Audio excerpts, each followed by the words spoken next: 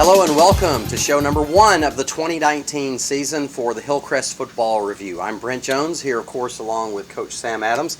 Coach Adams, your opening game of the season against Spain Park. I know there's always a lot of excitement in the air, and as always, I love how you take on a challenging opponent for your team to start the season. How did you feel about, even though it wasn't a win, how did you feel about your team's performance? Well, kind of ups and downs on the way I feel about it, kind of like the way the game went. With a lot of positive things that hopefully we can build on, but lots of mistakes that we have to correct as well. Gotcha. But your team has to grow throughout the season. We've seen it every year you've been here, so I anticipate the same thing happening. All right, we're going to take a break, and when we return, we'll look at the highlights from this past week's game against Spain Park and get Coach Adams' comments on those and other comments about the game. Keep it here. This is the HIllcrest Football Review.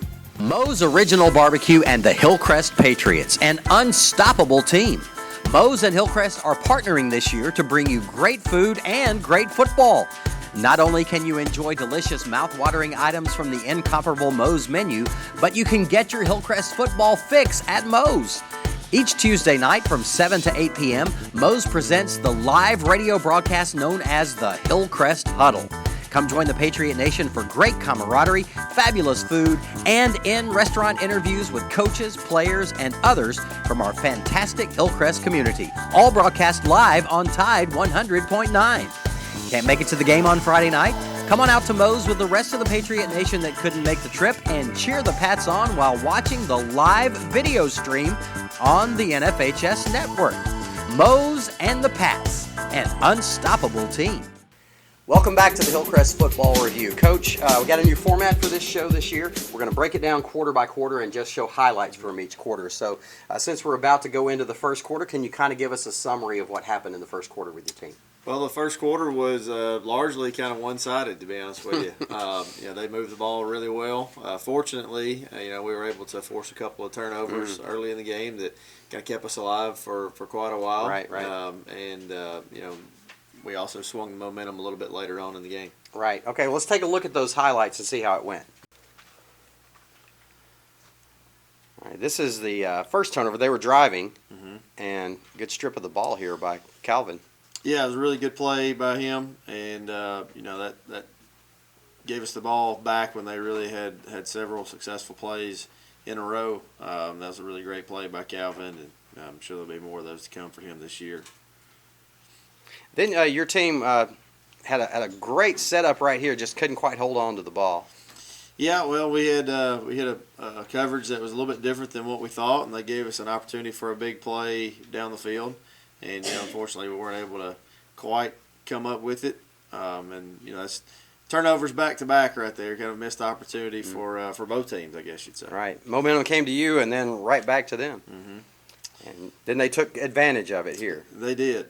Yeah, they were giving us several formations that were a little bit different than what we had prepared for, and they'd always do a really good job of that at Spain Park. So you always have to be able to adjust on the fly. Here's another one where they shook loose in the back end, and we had a good play to get the ball out and recover the fumble, and luckily we get the ball right back. So in the first quarter, even though your team didn't come away with the lead in the first quarter, you were staying alive, though. That was kind of the theme of the first quarter. Yeah, I would say so. And our guys are always going to continue to battle when it's not going well, and we saw that several times throughout the game.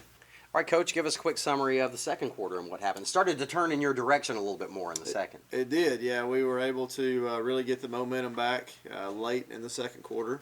And then they put together a really good drive to finish up the half and take it right back from us. All right. With no time left on the clock. Right. All right, let's take a look at those highlights.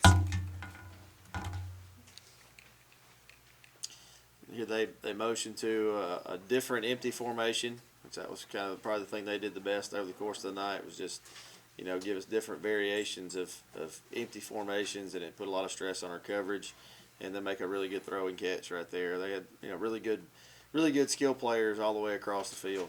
That made it 14-0 after the extra point with a little over 5 minutes left in the second quarter. But then you came alive.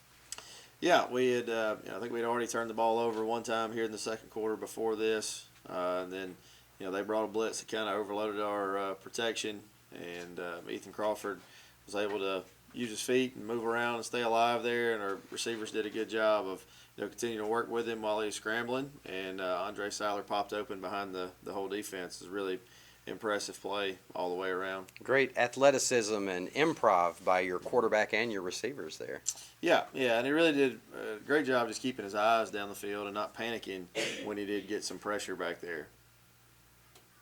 All right, so that cut it to 14-7 after the extra point. Mm-hmm.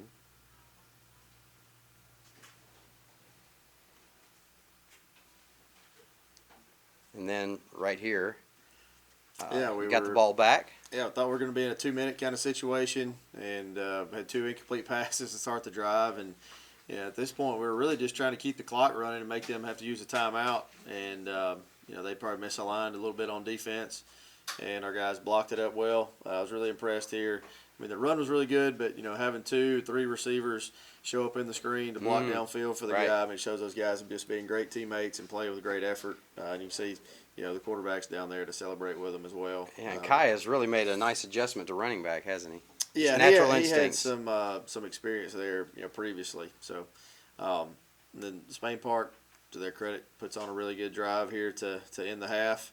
And this is the last play before halftime. They were able to stick one in the end zone. All right, so at the half, Spain Park with the extra point makes it 21-14. It's a really exciting game at this point, but boy, there's a lot more excitement to come in the second half. We'll take a break and we'll look at the second half right after this. Hi, I'm Evan Smith with Krispy Kreme Donuts.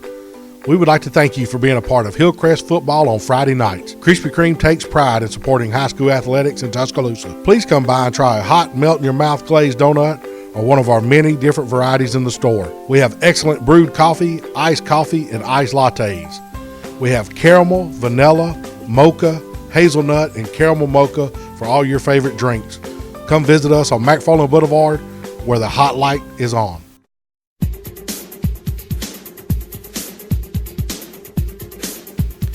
All right, Coach, with your team down 21-14, but hanging in there with Spain Park, but there at the end with them scoring on the final play, it kind of felt like you were going to have that great momentum going into the second half. Did that affect things at halftime for you? The term coaches use a lot. It's called the middle eight, meaning the last 4 minutes of the second quarter, first 4 minutes of the third quarter.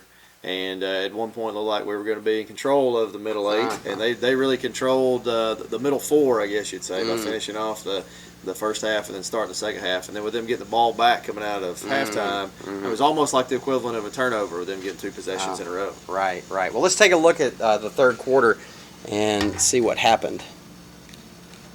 This is that first possession that you were talking about with them with the ball right away. That was a tough play. You had trouble with that tight end all night. Yeah, he has a really good player, and and obviously defensively, a lot of that's self-inflicted. We got to be able to limit them a little bit more on the yards after the catch, just by angles to the ball and completing the tackle.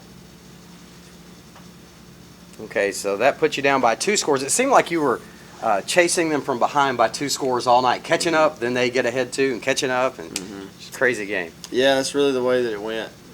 Here we had a called quarterback run. Marcus Wilkins had 2 really good blocks on there. He got 2 guys, and Ethan did a good job of kind of hitting that crease and then making the last guy miss. But again, our guys they're not going to lay down when things start going bad. They're going to continue to fight. Okay, Coach, so that wrapped up the third quarter, down 28-20, heading into the fourth quarter. Give us a summary of what happened in the fourth quarter.